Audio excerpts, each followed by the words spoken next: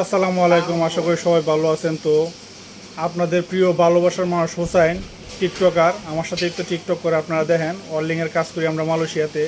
তো প্রবাস জীবনে যে কতটা কষ্ট মানুষের, ঠিক আছে, এটা দেশের মানুষ বুঝতে পারে না।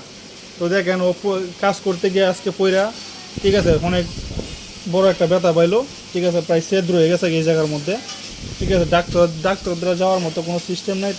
তাই আমরা কোম্পানি ফ্যাক্টরির মালিকে কিছু মেডিসিন রাখছে, এখানতে মেডিসিন দেওয়া হয়েছে। তো দেখতেছেন ও খুবই অসুস্থ আজকে। তো ওর জন্য, আমাদের জন্য সবাই দোয়া রাখবেন, যাতে প্রবাসে সবসময় ভালো থাকতে পারি, সুস্থ থাকতে পারি, ঠিক আছে। তো হোসাইন কিছু বলো, দেখেন ও কি বলে। হ্যাঁ ভাই, আমাদের জন্য দোয়া করবেন।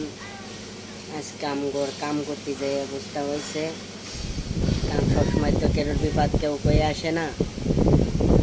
ওকে, আল্লাহ হাফেজ, আসসালামু আলাইকুম। তো সবাই দোয়া করবেন ওর জন্য, ঠিক আছে। প্রবাসীর জন্য সবাই দোয়া করবেন, দেশের মানুষ যারা আছেন। তো সবাই ভালো থাকবেন। আসসালামু আলাইকুম।